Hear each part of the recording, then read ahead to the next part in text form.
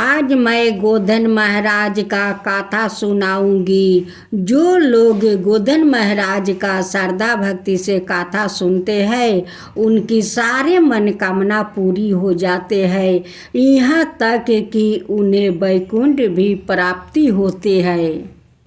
जो लोग गोधन महाराज का कथा को अनादर करते हैं उन पर गोधन महाराज कभी प्रसन्न नहीं होते हैं और नहीं कभी उन्हें वैकुंठ प्राप्ति होंगे।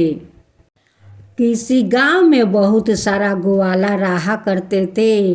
उस गांव के सारा लोग गोधन पूजा को बहुत महत्वपूर्ण व्रत मानते थे। सारे ग्वालिन इकट्ठा होकर और गोबर का एक रिंग बनाती है गोल करके, और उसी का अंदर बड़े बड़े 2 गोबर का पुतला बनाती है और बहुत सारा सामान उसमें बनाती है।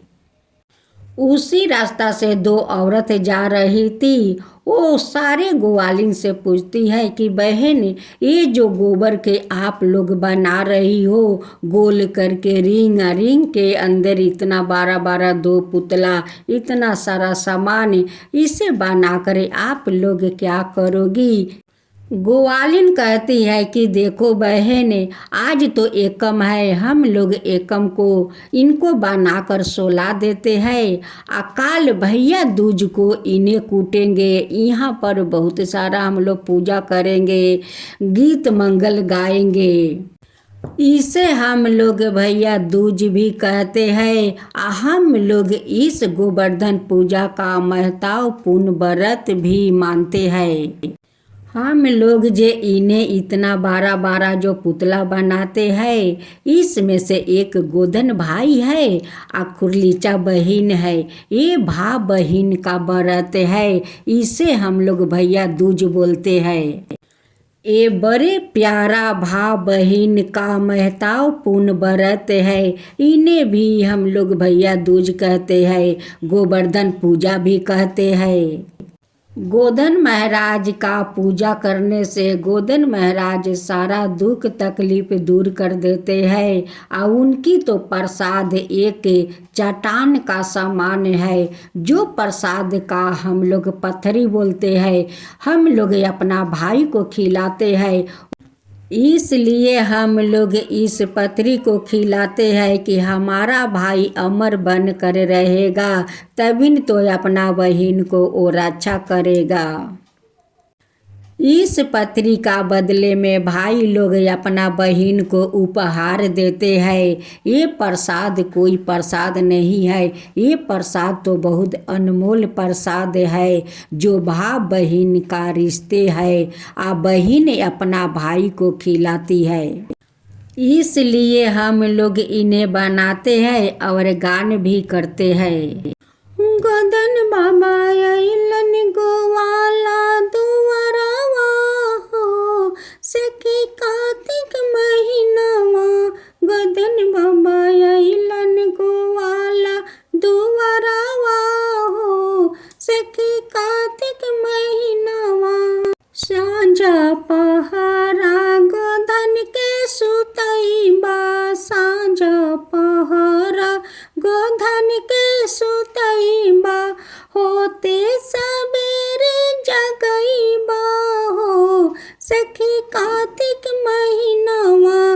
गोधन बाबा अइलन गोवाला दुआरवा हो, सखी कार्तिक महीनावा। गोधन बाबा अइलन गोवाला दुआरवा हो, सखी कार्तिक महीनावा। काजर के सेकी के टीका लगाए, बेटी कुली लगाए, बसेंदूर पहनाए बे, फूला के माला पहनाए बे हो, सखी कार्तिक महीनावा।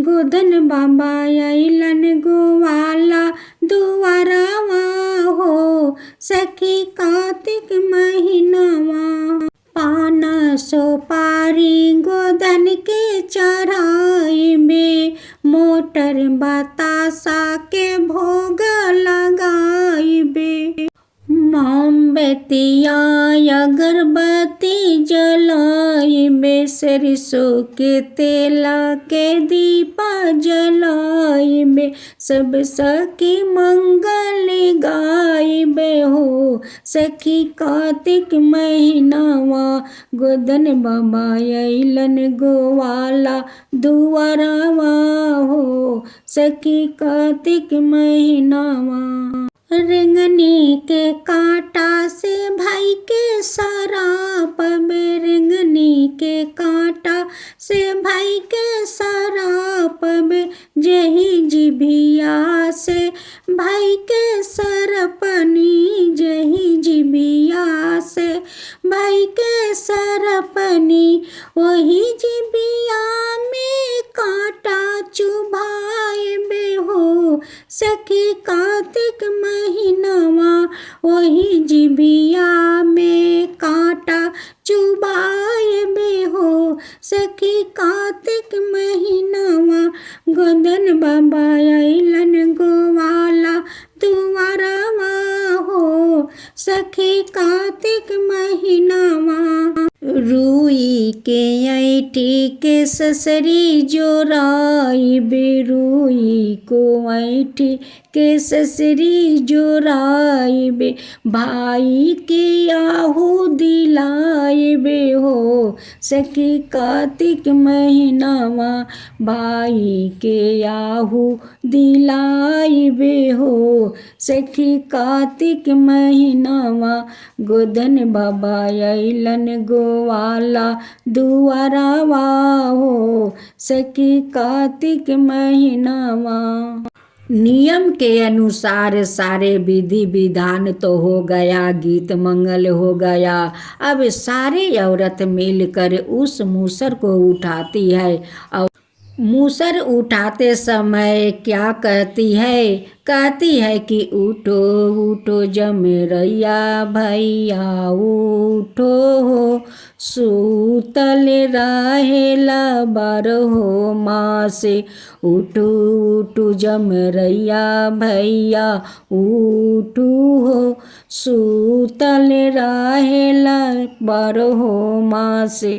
उस मूसर को हम लोग 5 बार उठाते हैं और 5 बार सोलाते हैं, तब जाकर 5 पाक घूर कर जमरैया जी को चान हम लोग कूटते हैं। तभी कहते हैं कि ऐरन कूटो बैरन कूटो जमरैया का चानी कूटो, ऐरन कूटो बैरन कूटो जमरैया जी के चानी कूटो, ऐरन कूटो बैरन कूटो जमरैया जी के चानी कूटो।